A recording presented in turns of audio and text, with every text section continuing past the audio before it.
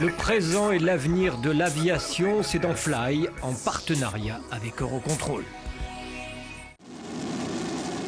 C'est une journée ordinaire à l'aéroport Trapani en Sicile, décollage des F-16 de l'armée de l'air italienne pour une mission de surveillance dans l'espace aérien du sud de l'Europe. Chaque vol requiert une importante préparation. Aujourd'hui, le responsable de la base, le colonel Carlo Moschini, participera personnellement à une mission d'entraînement simulant l'interception d'un appareil civil suspect.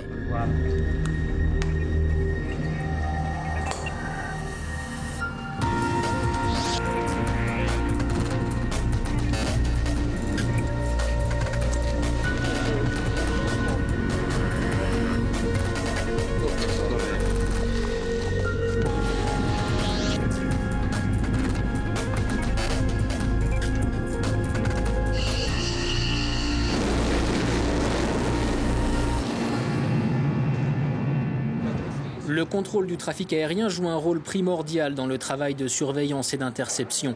C'est dans ce centre, à Rome, près de l'aéroport Ciampino, que 63% de l'espace aérien italien est géré. C'est le centre de contrôle le plus important d'Europe. Tout ce qui se passe dans les airs peut être observé ici, qu'il s'agisse des missions militaires de Trapani ou des vols civils au-dessus des Alpes. Ici, les contrôleurs civils et militaires travaillent ensemble, côte à côte, un modèle de fonctionnement qui pourrait bientôt devenir la règle. La caractéristique première de l'espace aérien, de toute évidence, c'est qu'il n'est pas extensible. Donc, ce que nous pouvons faire, c'est l'optimiser pour celui qui en a besoin. L'organisation italienne nous donne aujourd'hui l'opportunité de figurer en pointe en Europe en matière d'utilisation dynamique de l'espace aérien. Autrement dit, d'être prêt sous la même journée à utiliser l'espace aérien en fonction des besoins qui se présentent.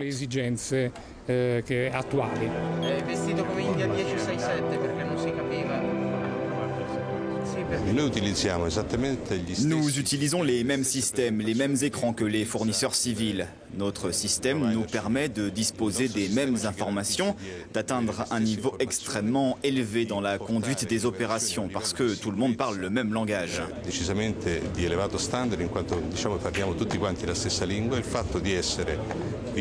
Entre voisins, travailler côte à côte nous permet d'agir en temps réel, d'une manière efficace et sûre, simplement sur la base du concept d'utilisation flexible de l'espace aérien établi par Eurocontrol.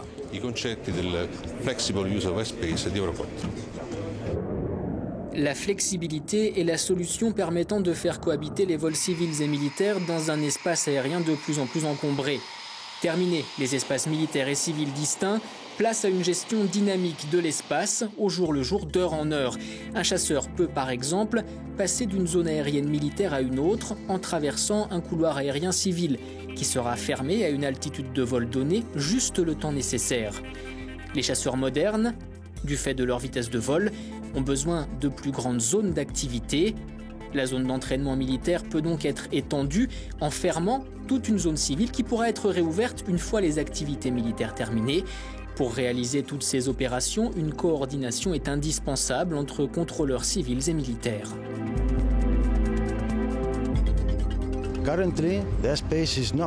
À présent, on ne fait plus de distinction entre espace aérien militaire et civil. C'est une ressource commune, un espace continu dans lequel on répond à tous les besoins. La première conséquence concrète de l'utilisation flexible de l'espace aérien, c'est que les militaires partagent les zones d'entraînement avec les civils, ce qui permet d'accroître la capacité au bon moment quand on constate une augmentation du trafic aérien civil. Immédiatement après le 11 septembre, Eurocontrol, en collaboration avec l'OTAN, a commencé à développer des mesures de sécurité pour répondre à la nouvelle menace.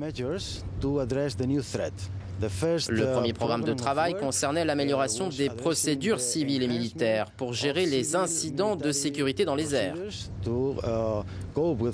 Aujourd'hui, l'accent est mis sur la détection le plus tôt possible de vols suspects et sur la simplification des procédures de gestion des incidents de sécurité dans les airs.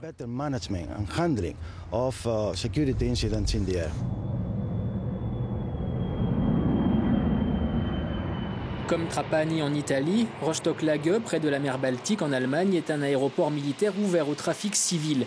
Une partie du site est réservée aux civils, l'autre à l'armée. Tous les avions utilisent la même piste. Le nombre de vols civils est en constante augmentation. Sur la base militaire, quartier général de la 73e escadre de chasse de la Luftwaffe, on trouve le centre d'entraînement des pilotes volant sur l'Eurofighter Typhoon.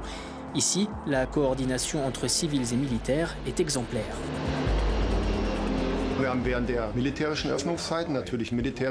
Pendant les horaires d'ouverture militaire, nous avons du personnel militaire de contrôle et la société civile a, en dehors des horaires d'ouverture militaire, embauché des anciens soldats qui règlent le trafic aérien avec leur savoir-faire militaire.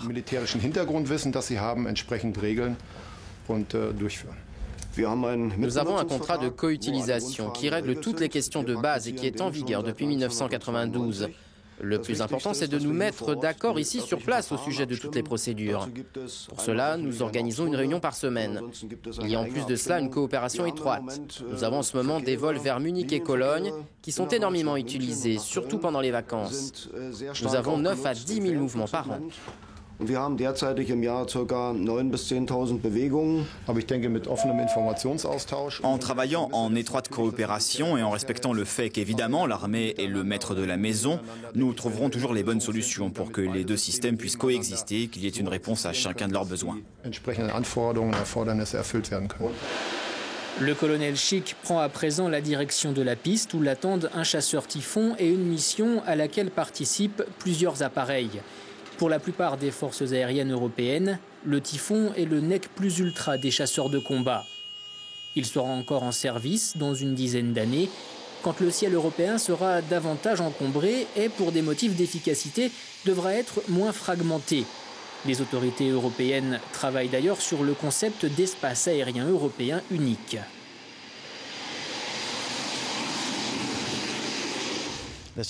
L'espace aérien européen unique sera le même pour tous les utilisateurs et il supplantera celui d'aujourd'hui qui est encore découpé en fonction des frontières nationales. Pour que cela se réalise, les opérations civiles et militaires doivent être totalement intégrées. L'espace aérien européen unique ne pourra pas exister sans une coopération adéquate entre civils et militaires.